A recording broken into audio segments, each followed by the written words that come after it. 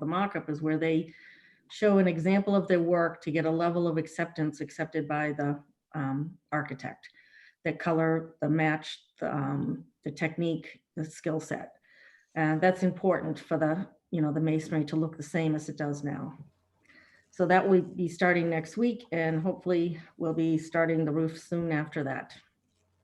Does anybody have questions on the bid process or how this moves forward? No, what do you need from us? I have a question. I have a question. Okay. I just wondered, it seemed like the top, or the one that you guys chose, was substantially less than the others. I mean, there was a huge range in those prices. On some, from the top to the bottom, it appeared. So the next one was Classic Construction, and they were at 718. So that is about, 20,000 or so more. But I will tell you, both Calhessie and Classic Construction have no work. Well, I know Classic is finishing up 2 projects right now, and they are hungry for work. We're seeing. No, is that what you think? Well, I just meant like from the 685 to like the 959. Right. Is this a locked-in price that they can't come back and be like, oh, okay? There may be change orders if we find an unforeseen condition, and we do have a contingency for that. So some of the higher ones that I spoke to, they made an assumption of the scope for more copper, and that's what threw them off. Okay. Because I did talk to find out why they were so high. Yeah. But Cal, like I said, Cal has a great reputation. They've been doing this a while.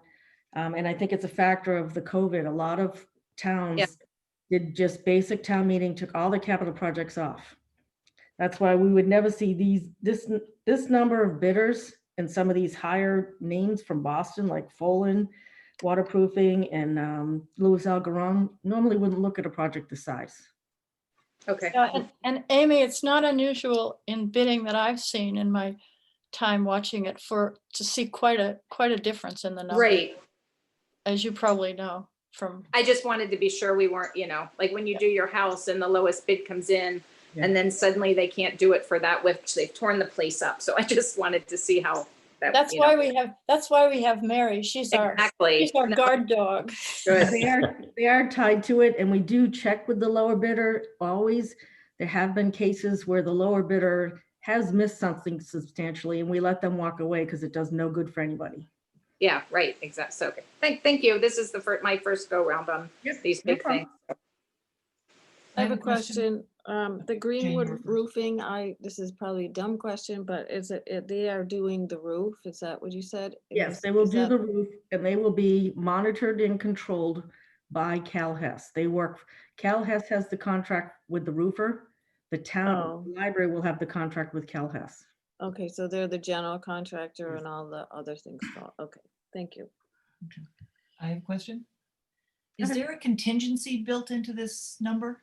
Yes, there is. It's about 10%. It's in our estimate. It's in what was appropriated by the town, not by the bidder. So now there's even more money based on the appropriation, but whatever's not spent, this isn't a shopping spree. We have a certain scope that was voted on.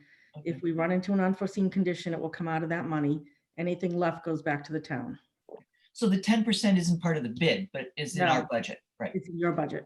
Okay, thank you. Okay, great. Do we need to vote to approve any of this, or are you just reporting to us? No, you do need to vote to approve, and then someone has to sign it. Ryan, is that correct? Is the library trustees that sign this? Okay, I think Ryan wants to talk about that. Okay. So we moving forward, Mary and I will still come to do, it's really Mary, to do reports on this in future meetings and just to give updates on the project, but we need to assign like an individual to sign some of the bid contract documents. So typically when something like this comes up, it's the chair, but that's for you guys to discuss. Mary and I would recommend that we give somebody signing authority. So you'd have to make a motion and then vote to approve that. I'm okay with being the signatory if it's okay with everybody else. Good for me. Sure. I'm good So with that. do I need to motion to vote on that then? Yes, why don't you reverse? Okay. I motion that Marguerite is our designated signature for this process. All right, second, All in favor, starting with Jane, Jane. right? Jane. Jane Davis, I. Ekberg, aye. Landry, aye. Maney, aye. Regan, I. yes, Donnie, aye. Passes unanimously. Okay, the second discussion, I think, Ryan, do you want to take that one up about the whole project, right? Don't we need to vote to approve what Mary just presented to us? Yes, the bid and whatever. Right, so Right. does anybody want to make a motion to approve? Well, technically, because they just gave you the authority to sign the bids, you can Yep. now sign the bids. You don't need to have a separate vote to authorize the bids because Marguerite can just sign them now. However, just in the interest of making it totally Yes, non-controvertible, I would like to move that we accept the bids that Mary Balso presented to us today. I second. In the amount of $685. Thank Yes. you. Okay, Yes. so first vote is Jane. Favor, Uh, Jane, Davis, I. Ekberg, aye. Landry, aye. Maney, aye. Regan, I. yes, Donnie, aye. Okay, passes unanimously. All right. Mary, thank you. Thank you. Okay, director's report then, Ryan. Mary, you're welcome to stay, but I don't think we need you for anything else if you. Okay, if you're sure there's no more questions, I don't want to leave anybody hanging. Anybody got questions? Not trying to kick you out. No, I know, no, we've all got things to do, so. All right, well, you'll see me out there next week with the Masons. All right, Great. Thanks, Thank you, Mary. For your work Mary. on Thank that. you.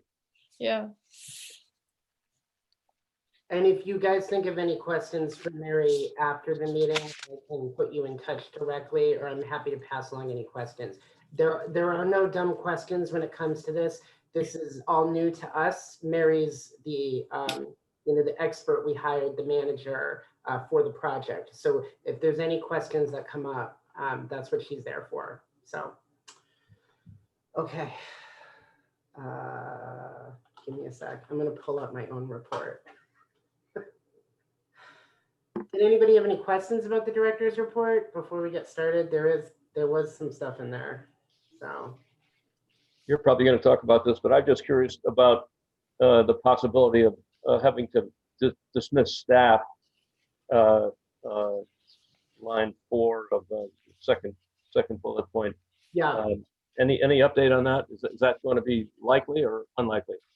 I still don't know. So the answer is I don't know. What I can tell you is there have been projects in the past that when we do capital improvements, what we try to do is work within a different area of the building that is not under construction. But as you can imagine, if construction is taking place at the library, there can be a safety concern. So for most of the flood, for example, when they were doing the remediation work and then the reconstruction work, the library staff was able to work upstairs in the building. But when they were gluing down the carpet, even though we were assured that the smell was not toxic, the smell was so strong that the staff were not able to really be in the building. It was just too pervasive. And then we even were trying to, because we were open to the public during that time, they came upstairs. People would, I'm not kidding, open the door and then leave. Like they wouldn't even walk in the building. So that just kind of gives you an idea. So we would not dismiss staff unless we have to. We would not shut down curbside pickup operations unless we had to and it was recommended. When the boiler is installed, it's very likely that the children's room staff will have to work upstairs or in the teen room. So we're kind of figuring out how that would work. John unfortunately doesn't have the time frame for the work. That will really help inform exactly how long this is going to be potentially a problem. He doesn't anticipate that either installation is going to be more than a couple days. And as he always does, he's going to try to target a bulk of the work before the library opens. So hopefully that will minimize the disruption, but I'm just letting you know, full-time, in the event that we do have to send the staff home, the full-time staff gets paid, the part-time staff does not, because they typically only work for hours work. So now that we have experience doing remote projects, it's very likely that the full-time staff will engage in remote work for that period of time.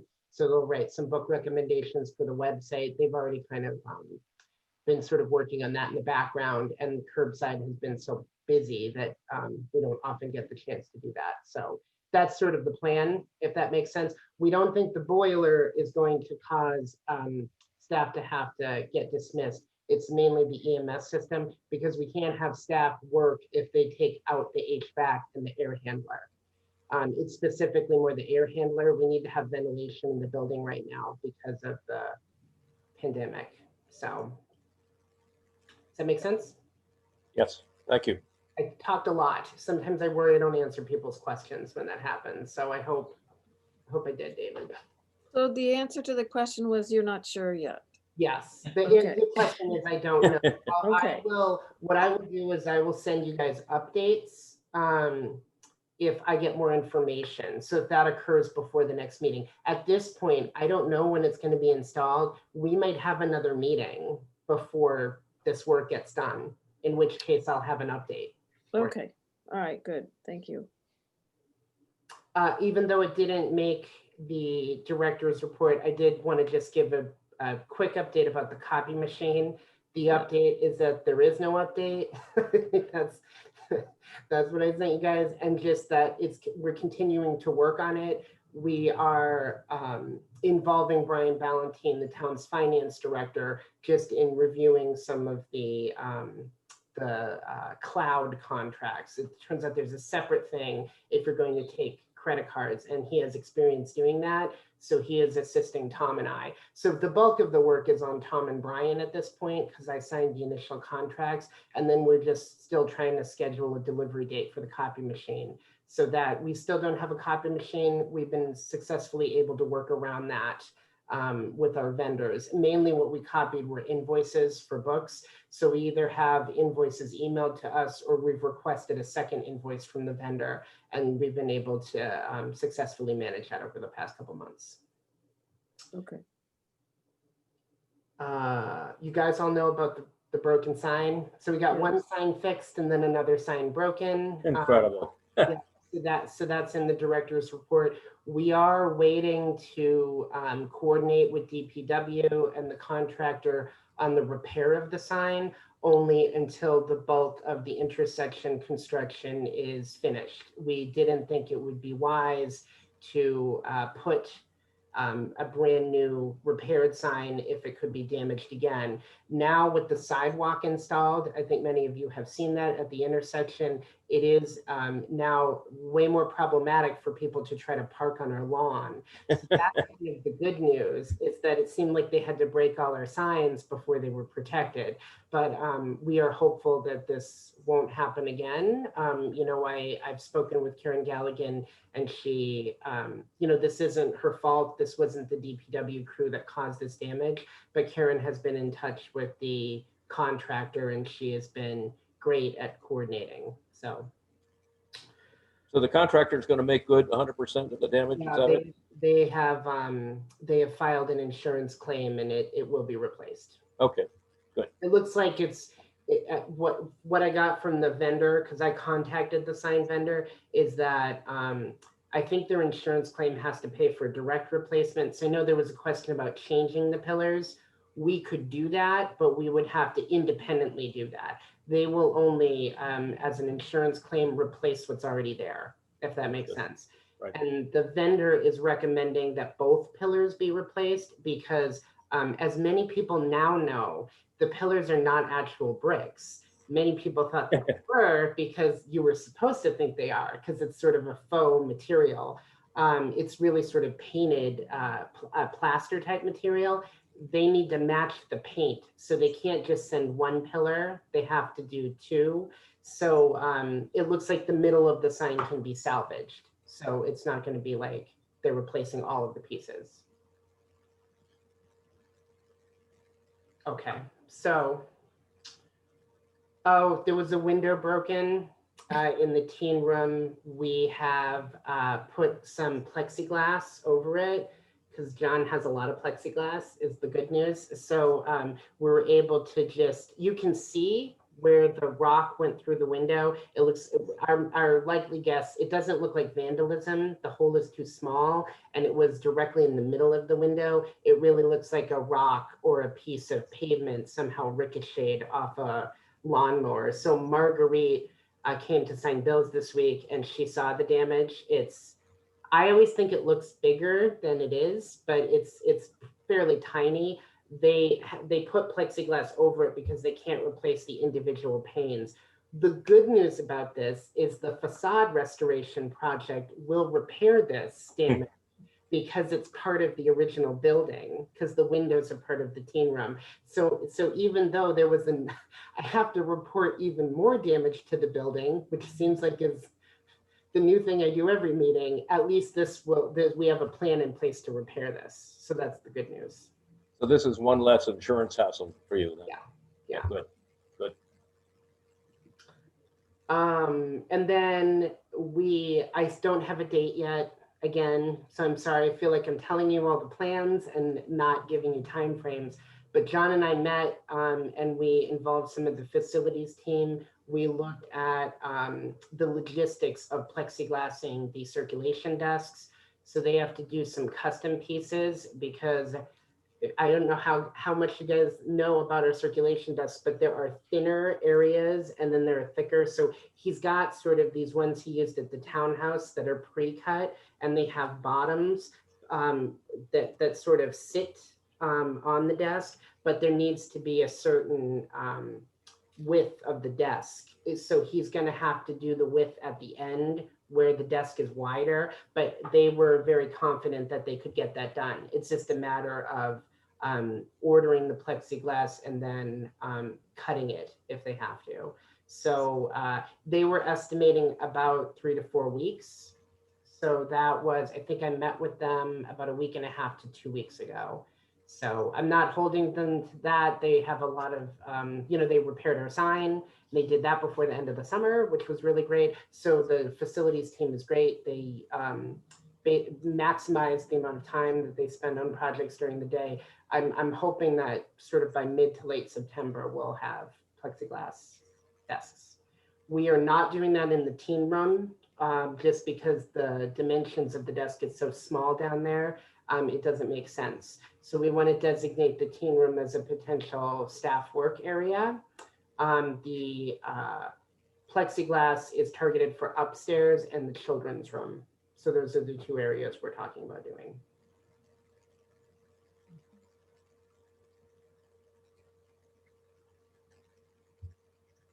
Any questions?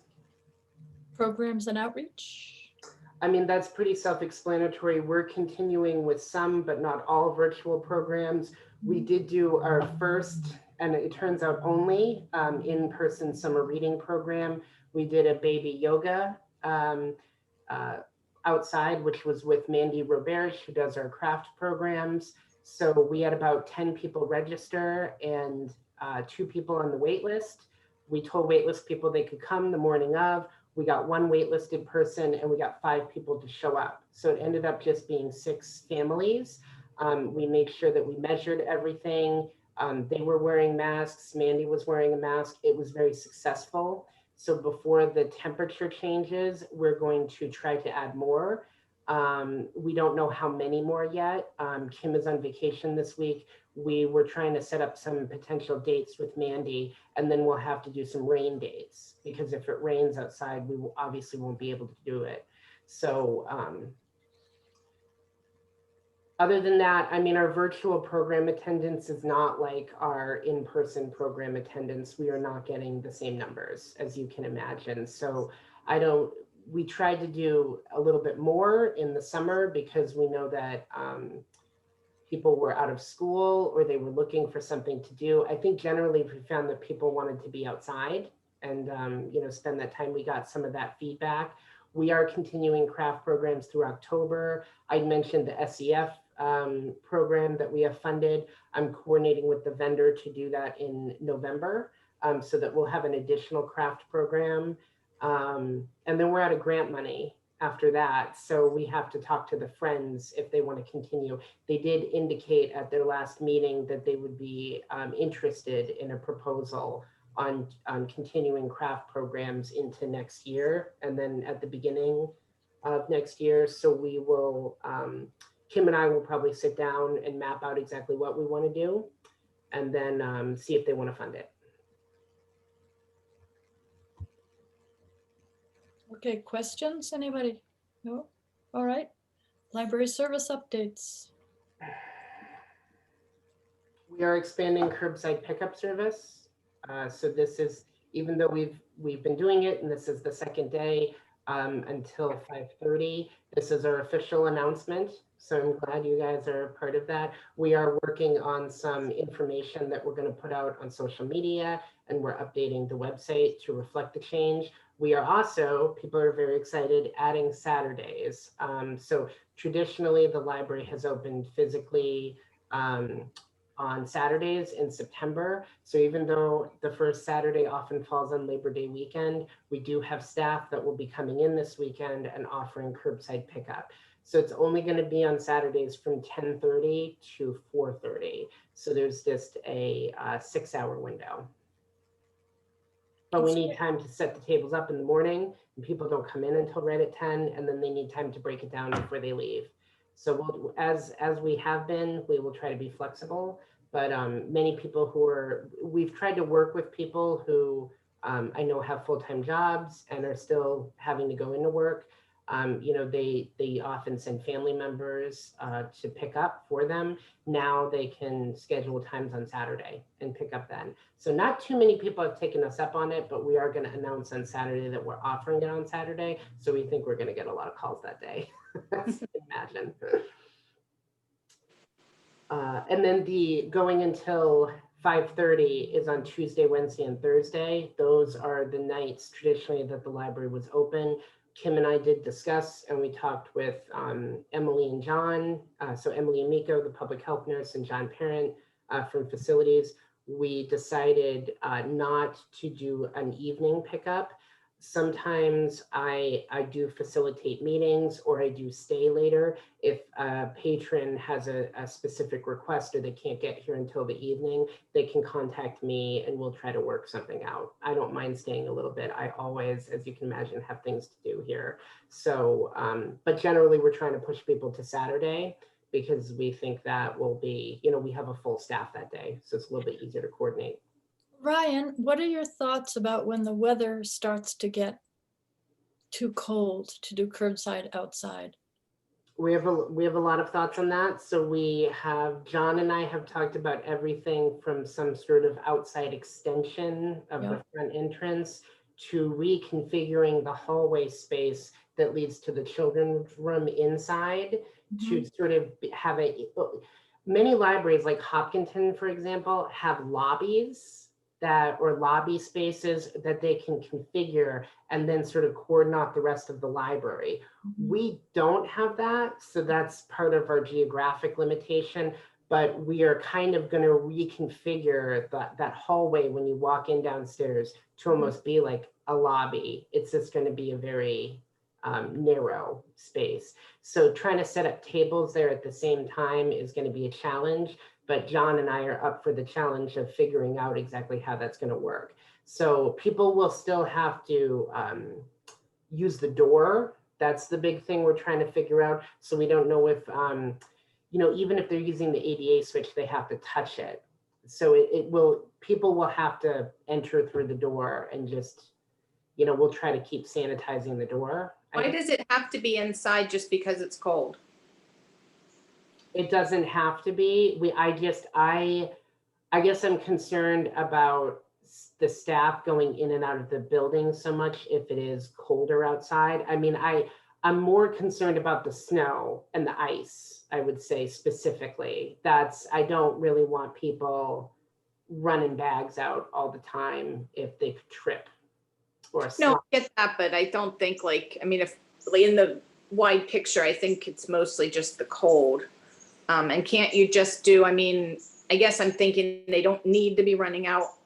I wonder like if it might be more, this is, I'm not working there, so, but I'm thinking like, can't you have like they go out, there's like 2 or 3 4-hour windows of, pick up and drop off. So whoever, like, if Kim and I work in the library, Kim Regan, like she packs up the 10 to 2 ones and takes them out at 10. And then either there's a 12 to 4 or whatever. And then, so you're not having to go in and out. There's like 2 or 3 times that people go out rather than every time one's filled or something like that. And we certainly have tried to do it that way. Yeah, I don't know how you're doing. I'm just saying like, if you did it, then they wouldn't be going in and out as much. I'm just trying to figure out how to make it easier so you're not having to have doors to worry about and people. I understand if it's snowing or whatever, but it seems like our last winters have been just a matter of cold, if that. So anyway. John and I are confident that we could set it up so that it would be safe and that we could section off the rest of the building in a way that makes sense. So I think we'd like to try interior pickups. I mean, I think the eventual goal here is to look at in whatever form it takes, ultimately a reopening, right? So I don't think we're going to be fully reopened. I mean, it tends to be that libraries across the state are offering 30-minute windows of people coming in. Generally, staff are not directly checking out books. They're only using self-checkout materials, or they're setting up their circ stations so that people can hold library cards and books up to scanners. We're looking at those different models. The first step is to plexiglass the desks so that the staff are somewhat insulated and we could set up scanners. And then we'll kind of look at how we could configure the space. I also need to meet with Chief Achilles again, because we talked about, everybody loves those, but those arrows on the floor that would direct the people traffic in a specific manner. So as unpopular, I think, as those are in a retail environment and in other libraries, we would have to do that because we have so many narrow entrances, even upstairs, that seems more open. If you think about it, the access from the addition to the newer part is actually through old windows. So you're sort of like going through like a large window space. It's not designed as sort of a big open door. So we're gonna have to direct people, if that makes sense. So I to your point, Amy, we might be able to continue in the winter. We didn't have a lot of snow last winter. So, I will say setting up the tents probably is going to be a lot less fun in the winter for all of us. I also don't know if curbside is going to be as popular in the winter as it is now. So It's like we need a drive-through window. or, setting up, could we even, John and I have even talked about this, but can we set something out in the parking lot that we could bring the bags to and have them available at specified times? I mean, it's clear that when the winter comes, we're going to have to make some modifications. So Right. we're kind of talking through all of that and then seeing what shape that would take. But, Westboro is now allowing members of the public into their building at specified times to browse, and Ashland is too. Most of our area neighbors are not, but I am talking a lot with Paula and with Maureen in their respective communities about what is working and what isn't. So, there have not been, it's not just them, I've talked to the director, and I know I've mentioned this, the director in Charlton, the directors in Pepperell and Milford. There have not been massive problems, and there have not been residents who are not complying with the guidelines that the library is putting forth. And generally, our patrons in Southborough are amazing. And I don't think that we get a lot of problems if we do look at some sort of model where we let people in. We're definitely setting up appointments. If people are interested in accessing library resources, they can talk to me, and we just have to figure out what they need and how long it would take and how to make sure they can do that safely. but I'm working on it, I guess is my, my final statement. It is possible, Amy, just to say, devil's advocate, that we might just continue doing curbside the same way in the winter that we are now. That's not off the table. I just think we're gonna have to maybe make a change, especially when it gets really cold, like when we're talking January, that's, you know. No, I get it. I was just trying to think, give as many options as possible, and then you can do whatever works best. The only thing left in the director's report was my request to see if it would be permissible to purchase canopy tents out of our state aid funds. So I don't know if you guys want to have a discussion. You were able to look at the proof and the quote. So it's the vendor that the Southborough Recreation uses. There are tents that we could get potentially that are less expensive, but I really want to get a quality product that's going to last a while. I think it's good because the tents that Rec is going to be using are the tents that the library, they look kind of similar. So if we had to set up for like a community event and our tents are side by side, it's kind of nice because they're the same general dimensions.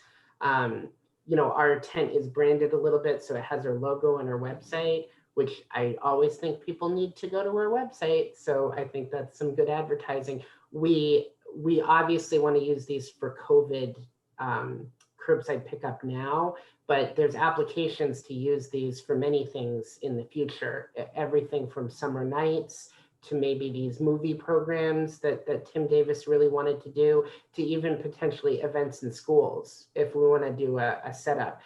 Kim and I have sort of briefly discussed, Kim Ivers and I, doing something outside annually, every year.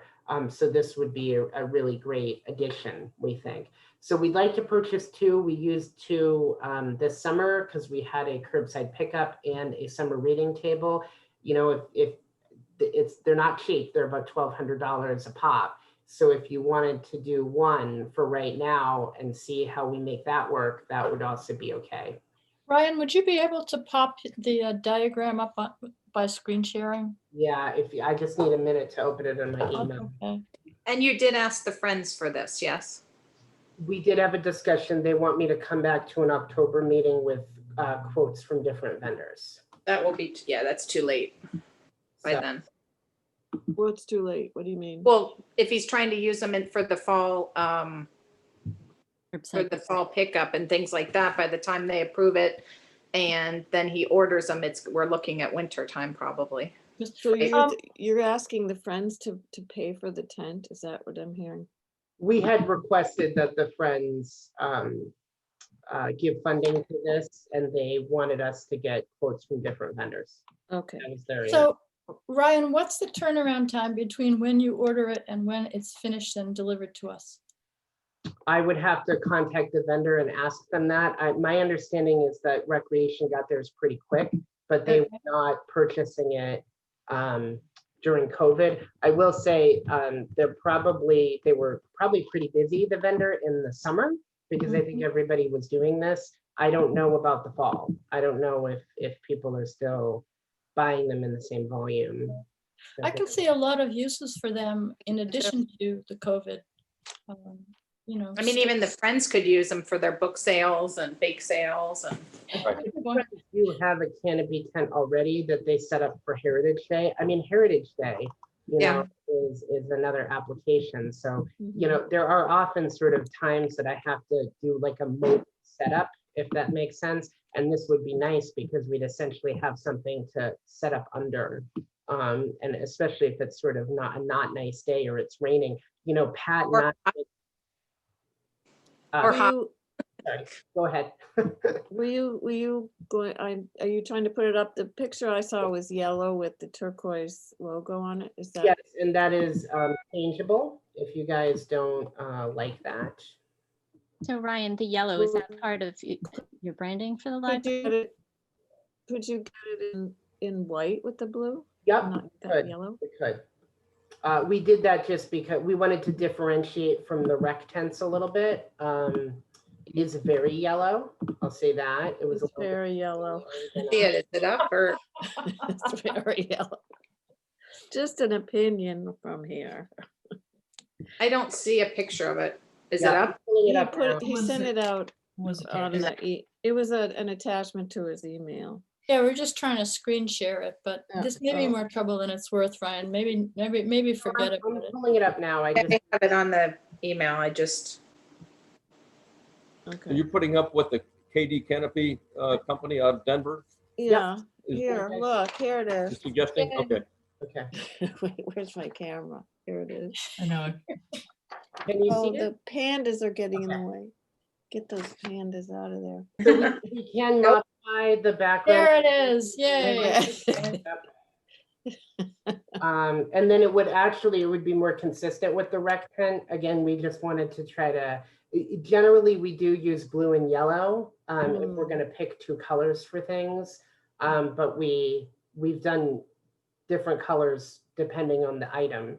So if you like white better, our concern about white was that they could get dirty and we just have to clean them more often. But honestly, I don't think there's much of a difference with the yellow. but the yellow is gonna show as much as, yeah. So, Yeah. you know. we Is don't there want- an we don't want- extra charge for the color, Ryan? No, it's gonna be the Sure. same charge if we do a custom printing anyway. I To think- put our logo and the library website, it will be, that there's a charge for that because they're doing a custom print, but the fact that there's a different color doesn't really matter. If it's white or yellow, it doesn't matter. Okay. Yeah, I- Are you looking for a motion? I mean, it sounds like we need to do this post haste. You don't need to vote. I just wanted to know if I could buy it. I mean, it's helpful to know if you guys all agree that white is better. Oh, I'm happy to change that and the proof with the vendor. actually, I didn't think I'd like the yellow, but I think your point that you'll stand out a bit from the rec department since makes sense. Mhm. And I wasn't originally for the branding. I didn't know why, but I agree with it, you know, after seeing the rec department ones, and I think this is great. I think you'll know exactly where you're going. You can say, go find the yellow tent as opposed to all the white ones that are usually up at these kind of things, but that's my opinion. Ryan, do you have any pictures or just how visible will the logo be since it's on the top of the tent? It's just something to consider. I don't know if they have any like, real life pictures that renders how a logo would be on like the top portions, just to make sure that it's what you expect. Yeah, it will be slanted on an angle, so it's going to be, you know, if you're flying in a plane overhead, it'll be very visible. yes, But, but so for instance, at Heritage Day, would you be able to see the You will be able logo? to see it from sort of far back, but as you get up close to the tent, Kim is exactly right. So, you know, I think people driving by is the idea with Curbside would be able to see the library logo. But if you're driving directly like next to the tent, when people come to pick up, they won't. So it's, you know, how important is custom branding? You know, to me, it is important that when we purchase an item, we let people know that it is the library. You know, if I had to pick logo versus website, the website is really what we want to promote because we want people going there because there's information about what's going on. So there's a curbside guide that I think a lot of people maybe didn't see that, you know, it's would be helpful if people went to the website. But I like to have our logo on everything so people know that it was a designated library item. You know, again, I can modify the proof. I can have the vendor do that. I think having it on the top like that is the best. I sent them the logo and then they sent me the proof to try to figure out the best place for it. So putting it right on the top like that. Rec have their logo in the same space. I was just saying, if you've ever been to Heritage Day, I've had to work them with my Girl Scouts for an eternity now, but they like the orthodontist and stuff, as you're walking down the center, you know, if you're in the center, you can pretty much see the angle, that part of it. It's just, you know, if you're like under it, you can't, but you can pretty much see the logos on those, at least all the ones that I remember, you know, being by or walking near. We were across the path from Assabet last year, and you could see there, you could see there's just, you know, how the width of the walkways at Heritage Day, if that helps at all. Gotcha. I do have one last question, Ryan. It says in the quote that it comes with stakes, which is great if you're installing it on the grass. I assume for curbside pickup, you'd probably be installing it on the pavement. Does it come with weights or anything else like that to prevent it from flying away?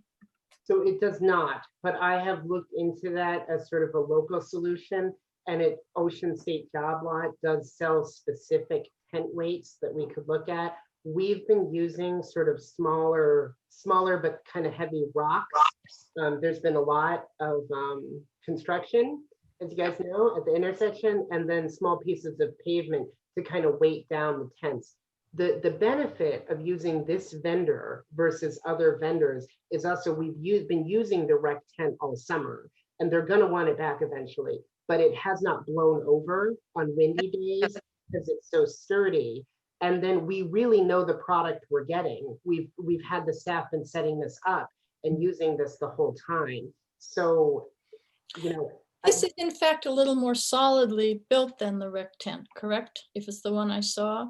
It's going to be the same aluminum Right. pillars and everything. So I didn't even know it came with the stakes. I mean, the stakes would be helpful if we set up in the field for Heritage Day, if we're even allowed to put stakes in it. You're required not only to stake, but I believe you have to weight it too. And like Kim said, I think they make weights, and we should probably use those just for liability of it blowing out into, you know. But yes, the state, they require, because I think if you recall a couple years ago at Heritage Day, big gust of wind came and threw a bunch of the tents. They do require, but I think double suspenders, so to speak. So Oh, a dangerous tent. Yeah, I remember that because I was here that year. The friends wanted, I think, us to explore more affordable options, but I'll just say we selected this tent because we liked it. I'm saying I did, but I talked to Kim. Get what you pay for too, right? Yeah, it's a good I'm tent. fine with the I think- cost of getting two. I think it makes sense to get them both at the same time so they match agree. for branding and everything. And just looking at the cost compared to what we have in state aid, it would be less than 4% of Yeah. our state aid budget. I So agree. I think it's a no-brainer. So So- we need to decide on the color. Is that the thing? Is that what's happening here? I think Ryan, you've got it right. The yellow, or you guys don't like the yellow? I'm okay with the yellow. My question is, Jane, can you live with the Not yellow? okay with yellow, but you can outvote me. Well, I would just say, like, if it's part of your branding, like, I mean, there's no yellow on the website, but your tablecloths are like a lighter color yellow, if that's what you're going for. Might be too much yellow, right? So I think yellow is a happy color. And I think, like I said, like being able to say, go to the yellow tent as opposed to all the other ones are white, will be useful, frankly, but that's, I think for outside the library, the yellow would be more attention getting. yeah. You know, I mean, it's because if somebody's looking for the pickup location and they don't actually know where it is, that's going to Right. kind of shout. Yes, Yeah, it won't look like a COVID testing tent. Right. I have one other question. On this quote sheet, it has a ship date of May 13th, 2023. Was that just an error? So they didn't update the quote date. That was the one from Rec because we worked with the same sales rep. So I just said, really what we're looking for is like a library version of the Rec tent. So because I told her that we didn't have funding yet.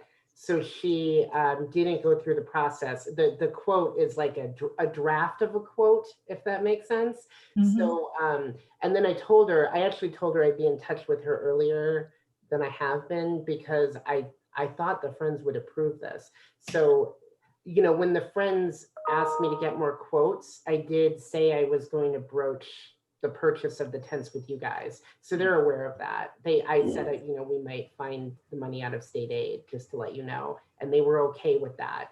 So this won't be a surprise, I think, when we go back and we sort of, you know, give them an update. Okay, so do we want to discuss more, or shall we move to purchase 2 tents out of state aid? You can vote, you don't have to, just as a reminder. It doesn't hurt. Okay. All right, go ahead and motion. Okay, I move that we Move. purchase the, all Sorry. right. Oh, he must be a librarian. He's very precise with his language. Okay, I move that we Thank purchase 2 tents as presented out of state aid and pay for them out of state aid. I second. All in favor alphabetically? Jane? Davis, yes, I.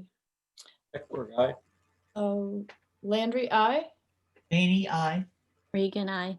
Yes, Donnie, aye. Okay, passes unanimously. All right, we've got 2 tents in the works. And now the financial report. Sure. There's, other than the fact that we've essentially spent our entire computer budget. on Yeah. this. You guys saw that. So we purchased replacement PCs, and that kind of wiped out the whole thing. So you know, we're just gonna treat our computers right over the next. Ryan, could you just quickly go over the dues and subscriptions, which are 2 areas where it was much higher than usual? Is it just the front loading of those fees? Yes, so you're seeing a large amount of money being deducted from the dues because we do our annual consortium payment. We usually pay it in either late July or early August. So that is our membership fee to CW Mars. So that is what, that's actually most of the dues, right there. And then with the subscription costs, we paid the majority of our annual subscriptions to WT Cox, which are our subscription vendor that manages all the periodicals and newspapers that come to the library. So just to let you know, WT Cox did suspend some of the subscriptions because of the pandemic. So we've majorly been getting everything. We've even had people ask for magazines and curbside pickup. They've been a lot more popular than I thought. So, and then the newspapers, we are still receiving, the staff actually like reading on their lunch break. So I like to say that they're still getting used. So that's why, that's the majority of those costs. The trick, we try to pay those 2 items as much as possible early in the year, early in the fiscal year, so that we can get things on an annual recurring cost. Some of the things were purchased at different times of the year, and the vendors kind of keep us to that billing cycle. So I always try to engage with the vendors and see what we can, if we can move things to July as much as possible. But Frigo will come up in like March, for instance, because we purchased that when the pandemic started. So we'll have to make a decision depending on the amount of money we have if we want to continue. It's been getting a lot of usage, so that's the good news, but we should see if that continues, I would say, for the next few months. They're good. Any other questions about the financial report? We All right. also, for the record, have spent more on books than we normally would have right now, if you guys have an eye for that. And that's only because we didn't buy books for a while, and then we bought a lot of books all at once. So we're still well within, I think, our limit, and I'm confident about the amount of money we have for the rest of the year. But if you guys are looking month to month, it does look like we've spent a lot of money on books. And that was really because we had to purchase all of the April, May, June books. We had to wait until July. So that's why. Okay. While I'm thinking of it, could you please thank John Parent and his team for fixing the white sign? They did a great job.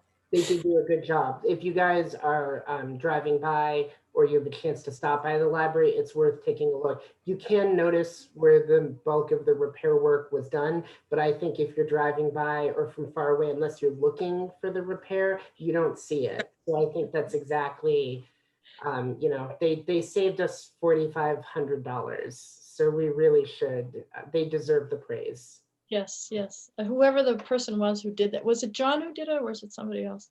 It was members of his team. Members of his team. Well, Frank, and there's a new facility staff member who's great too. well, hats off to them, really. Yes, okay.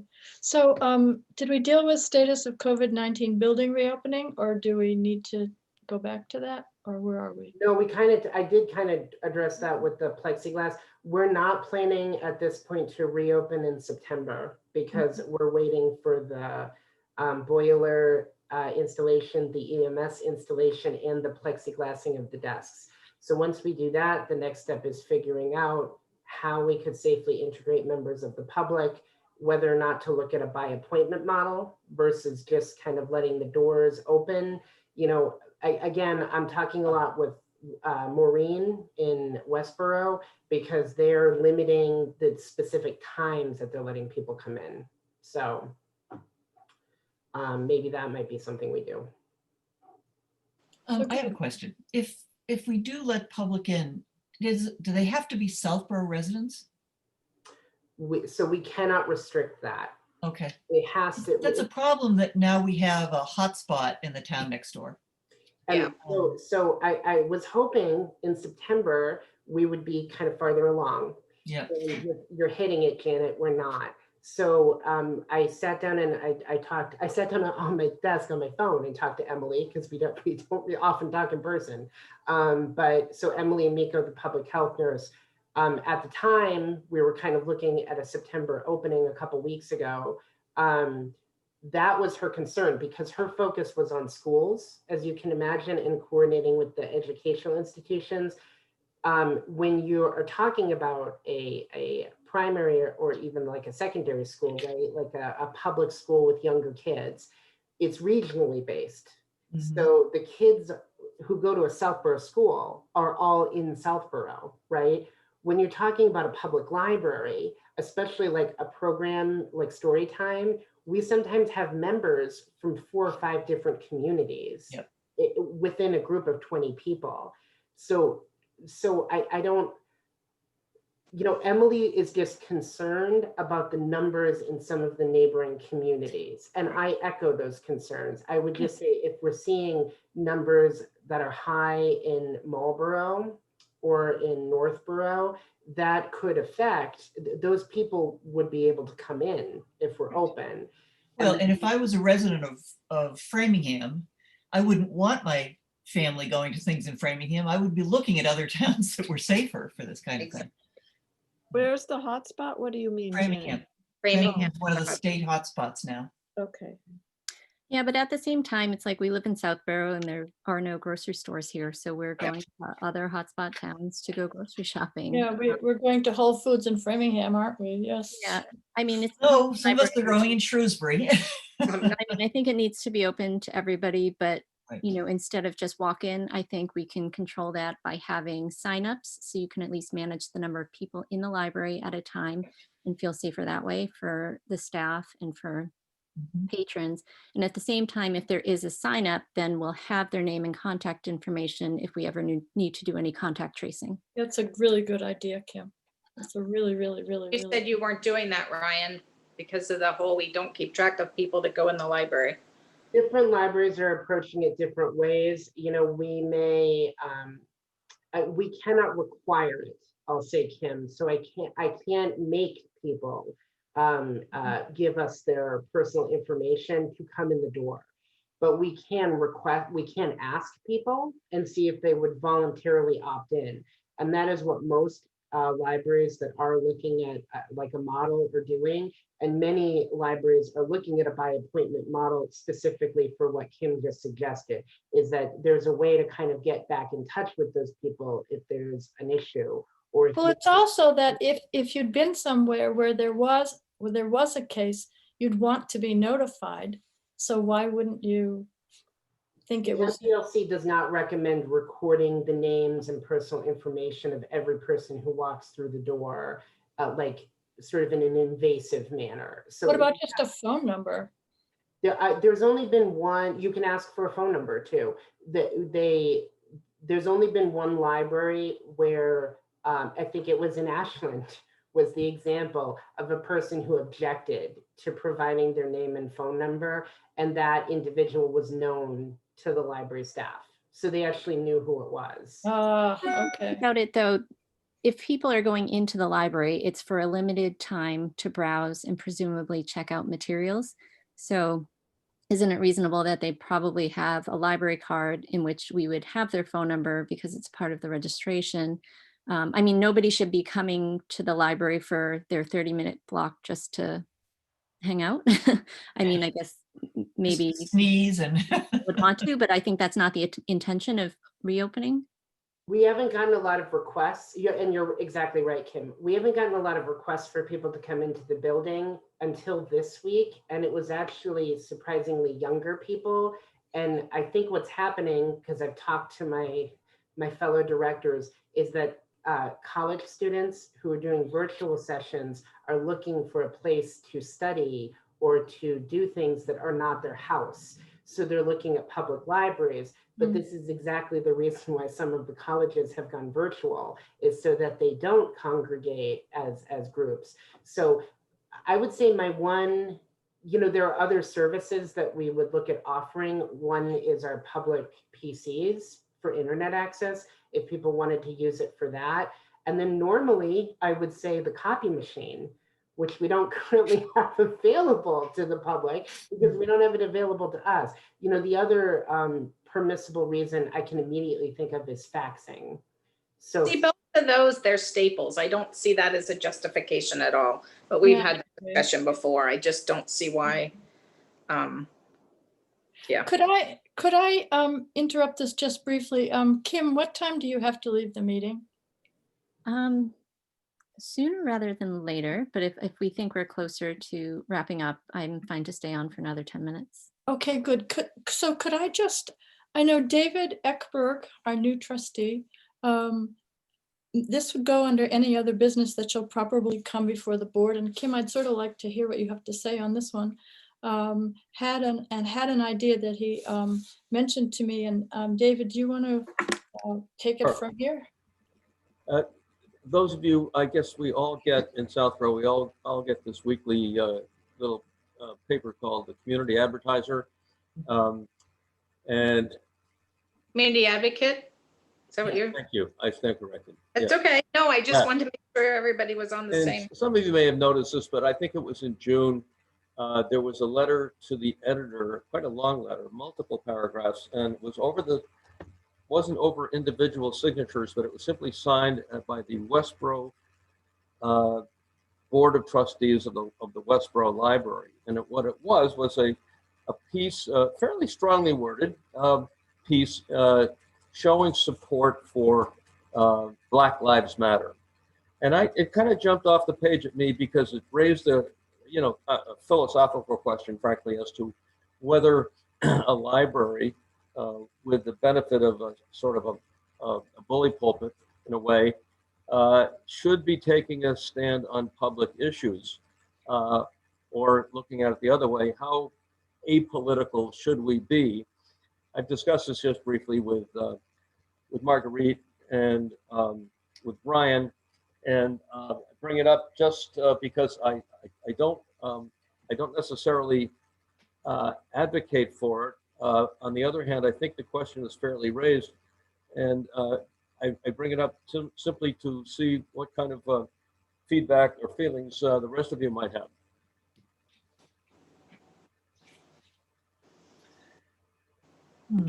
So I do have a little bit of background just on the Westboro Library doing their board. It's the Board of Trustees from the Westboro Library. Did sort of create and adopt a Black Lives Matter statement. Give you background if you're not familiar with this, the ALA released a statement, as did the MBLC. And so the Westboro just kind of took that locally and sort of did their own. So that is not something, I shared this with David, it's not something many library boards are doing, but our neighbors did it in Westboro. And if that is something that you wanted to do, you can, so. Any thoughts? Well, I certainly think that the library should be apolitical, stay out of all that, because you should have some public spaces where you don't have to worry about people haranguing you about things. But Black Lives Matter is a different kind of thing. I guess I feel like anybody who's put off by it I have a problem with them. but that might be too narrow thinking as well. I don't know. Generally, the ALA and the MBLC do not release political statements too. Right. I don't think they're viewing the issue as political. Mhm. No. So Marguerite, what's the intention right now? Is it to just get this conversation started, or are we looking to, take a vote on whether the board as a whole wants to put together a statement? What are you thinking in terms of timeline? That's very interesting. I think kind of opening a conversation, the options were letter to the community advocate, or statement on our website, or single banner on our website, or how people would feel about that. Because I agree with Janet, this isn't a political issue.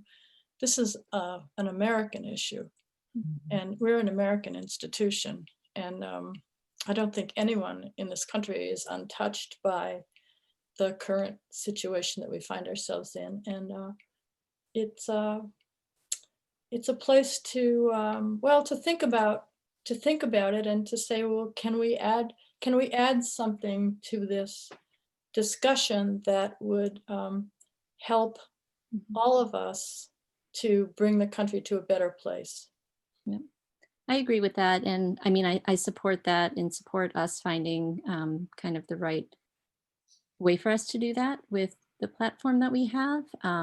It's a public library, and I feel like we need to support the things that are going on. And I agree, it's not political. I feel like it's, a general issue. And I'm happy to support that. So I think it sounds like we maybe just need to think about how we want to do that. I don't receive the community advocate. So after this meeting, I'll look up and try and find that. It's online. To read. I have a question. David, when you saw that, was Sorry, that? I have to go. I needed to go at 2, and it sounds like this is going to keep going, so I have to go. My daughter's orientation is now, so. Okay, you'll be able to watch the recording. It'll be fascinating. Yeah. Bye, guys. Thanks, Amy. Jane, what's your question, please? I was wondering, you brought it to our attention. What was your initial reaction when you read it? Were you in? Well, I was surprised, frankly. I was surprised because I hadn't thought this through before. I mean, I'm a rookie here, right? And I was surprised that that a board of trustees would take what I read to be a fairly strong position on an issue which you can make pretty good arguments on both sides. So it raised a question to me as to whether making a public statement is at all within the purview of what we're supposed to be doing, or should we just be sticking to our knitting? Right, okay. I mean, So I think it's up to us as a board to make that decision. I'm not sure that this meeting is when it's going to. No, this is opening it up, really. This Yeah. is starting it off, yeah. This Yeah. is a 2 or 3 glasses of wine Yeah, conversation. I mean, I follow a bunch of libraries on social media, and, I personally would like to see more support of, promoting books and resources to support this issue through the library. Ryan, I don't know what your stance is on that, because I haven't seen, a ton of that coming through the library's social media. Well, you probably will see a lot more now after we started this discussion. So we did receive a book list from some local college students, and then we kind of went through a collection. We looked at books that we already had a lot of the books, that made me feel kind of good, I guess. So it was from African-American authors, and then it was sort of books that pertain to the Black experience. So we did look at potential collection holes, and we bought some books when we were buying books in July, which actually coincided with some of the intersection protests on Route 30 and 85. So they're kind of almost right in front of the library. And then Overdrive, the CW Mars Overdrive modified some of the front page so that there were Black Lives Matter oriented books. So again, African-American authors, and sort of books about the Black experience that were sort of front and center as people went, so they could get suggestions on those. I mean, we did definitely see an uptick in people requesting those books, and they often didn't have to wait because we had them in the collection. We are looking at different ways to do collection highlights. And honestly, one of the big things is brainstorming what the themes would be. So this might be a good way to sort of engage with members of the staff and have them use some of the book lists that we provided, and then talk about titles that are in our collection and what are the things that you can get here. So you'll see more, I guess, Kim. Again, we didn't, I'm sort of, I guess, cautious about doing things that are too political or too statement driven. But if this is something the board is supportive of, and it's something I'm personally supportive of, I think it's a good idea to go in that direction. So we might be a little bit late. We're a little bit behind Westboro, but I don't think that's a bad thing. So I mean, I don't think you can be too late to enter. And I mean, generally, I personally would like to see more promotion of books, you know, surrounding people of color in general and with more cultural diversity. And I know that we do have a ton of these books in the library. And I've heard from other people that they come to our library specifically because we have such a diverse collection, especially in the children's level. So I think we have it and we're doing it, but, you know, we're not, you know, as overly promoting it, which is maybe something we could improve or find ways to just get it out there more. we always need to market ourselves better. You know, we're doing the work and sometimes we're too in the weeds, I think. So it's, Absolutely. yeah. So I will work on that. That is a good suggestion. So. Right. I'm sorry, I have to jump off now. Have fun. Bye, everyone. Bye. Bye-bye.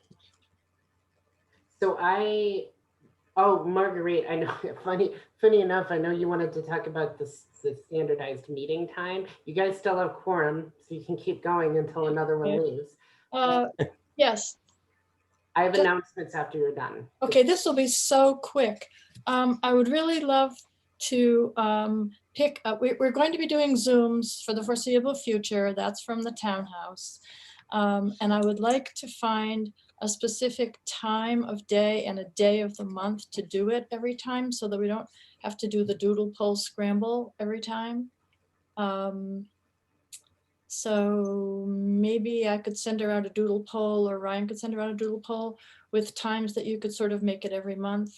Well, couldn't we sort of stick to the schedule we had? You put one out for, you know, the second Tuesday at 6 Yeah, and here we o'clock. are on Wednesday. Yeah, during the day, which obviously for at least two of our committee it's a slight conflict. So what was wrong with staying with because I know David, and Janet, you're relatively new, but we kind of had a schedule as our standard. It was usually the first Tuesday night of the month. That's Okay. the third Tuesday. Third Tuesday. No, and then it was the third Tuesday night of the month. Okay. But So I mean, something like that, which is kind of, well, if we just knew that and not have to. I agree. Month to Please, month. you have no idea how much I agree with you on that. It's like, And as much as I personally didn't really like the 6 o'clock, it made perfect sense when we were done by 7:30 or 8 o'clock. So all right. So do you want to go for? Why I would vote for something, no more doodles. Yes, thank you. Doodle hell, please, my life. Okay, so what about the third Thursday of every month at 6 p.m.? Why did you say Thursday? You don't mean Tuesday? So Tuesday's the Board of Selectmen. yeah, so that's for me more than Marguerite. So Tuesdays tend to be the top evening that other boards and committees meet. I So see. sometimes I need to be in 2 meetings at once, if that makes Okay, no, I understand. So you prefer Thursday. Is that a better time? It's any day other than Tuesday. Wednesday or Thursday are a little bit better only because if we file an agenda on a Monday, we have those days to do it. The problem, as you know, Jane, with trying to do a Tuesday meeting is you need to make sure that the agenda is filed the Friday before and the townhouse closes by noon. I know that. That's always a fun fact to learn. So does Thursday work for people? Yes, that's fine. Okay, so third Thursday, that's not hard to remember, two Third. THs. Third Thursday. And now should we make that for September 24th also? Yes, let's just do it. All right, thank you, Jane. I like your What- attitude. what Let's time? get it done. Well, September 24th would be the fourth Thursday. Oh, okay, whatever. Is it? Where's my Oh my September? God, wait a minute. October, Oh, I'm looking. September, hold on. September. First, there's 1, 2, 3. Oh, you're right, it's the 4th. So it would have to be the 17th. Okay, good. Let's do Do we that. need a meeting in 2 weeks? What do we have to talk about? We have to reassign the board positions. Yes, we may have an election. I think that's a good idea. Okay. So want to do the third Thursday, which Mhm. will be the 17th every month, Every And month. what time? 6 p.m. 6 p.m.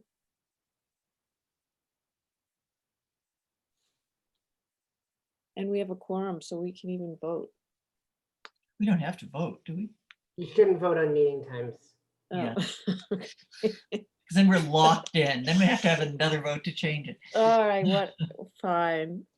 I This just is think we lovely need- that we know where we're going to be the third Thursday of every month. Right, so that's, On that's- Zoom with can't- each other. I'm having trouble knowing what day of the week it is, so Oh, this really doesn't help me really? at all.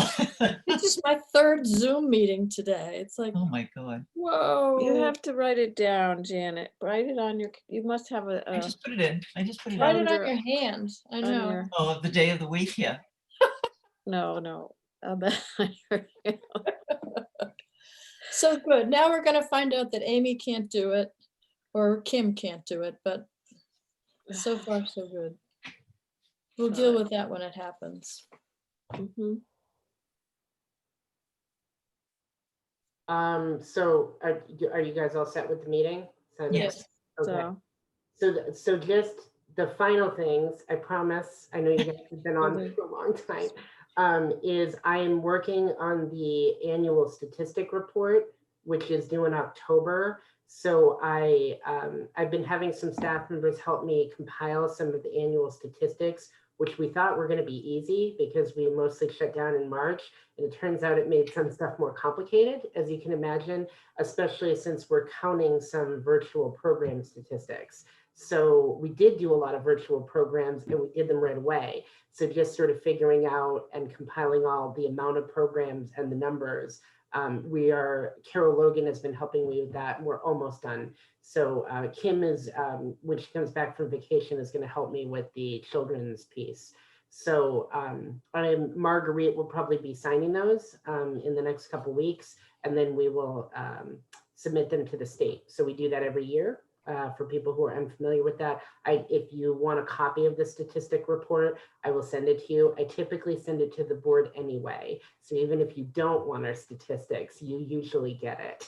So sorry about that, but I'm not sorry. And then I also just wanted to, we've had a couple of requests to do outdoor events in the library's parking lot on the weekend. One is going to be, I think, in late September, and the Boy Scouts need to do an in-person recruitment for several hours. So they requested to do it at the library because they're going to be in kind of a separate area, if that makes sense. So sort of at the top of the parking lot, they're going to set up a whole thing up there, and they're going to, have masks on. It's going to be restricted, even though it's all outside. So we have coordinated with Emily. We have talked with the town to let them know that they're doing that too. So I've sort of gone coordinated with Lori Esposito in the Selectman office. We're all set with that.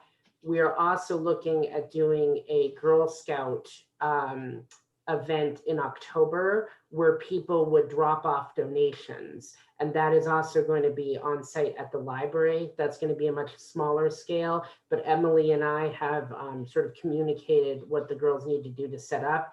and they're going to sanitize the stuff that gets donated. Their parents are going to be with them. So I'm just letting you guys, anytime something happens, even if it's not in the library, if it's on the library's property, I like to let you guys know. So there's nothing you have to do about these things. We're making sure that the kids are going to be all situated. In the recruitment, it's actually run by the adults. There's going to be members of the Cub Scout pack there, I guess, who are gonna, you can tell, I don't know what the Boy Scout, right? The Scout pack, troop, it's a troop. Okay, so Girl members, Scout troops, Boy Scout packs, I think. thank you. So the troop is gonna be there for the Boy Scouts, but they can't have over 50 people, and it's still recommended that they engage in social distancing practicing. So they were gonna do this somewhere in town anyway. The library's property kind of lends itself to the event that they wanted to do. So I'm just letting you guys know, just a quick update. You know, we're still trying to do community partnerships, even though it is a lot more challenging.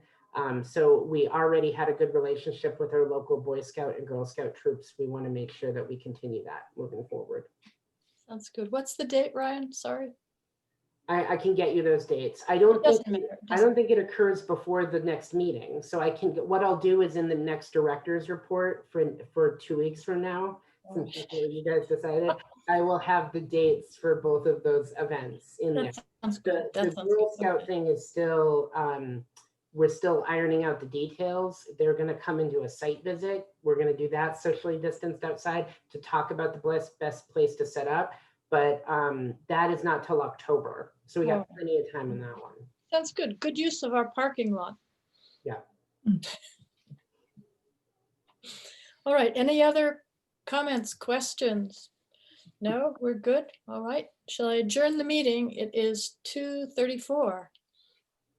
And You have to do a roll call vote. Okay, my I God. move that we adjourn the meeting. How's I'll that? second that one. And I Okay. guess, Jane, you're the first voter. Davis, aye. Eckberg, aye. Landry, aye. Rainy eye. And we're adjourned. All right. Thank you, everybody. Thank you. Oh, Jane, can you give me a jingle or an email? Okay. Thanks.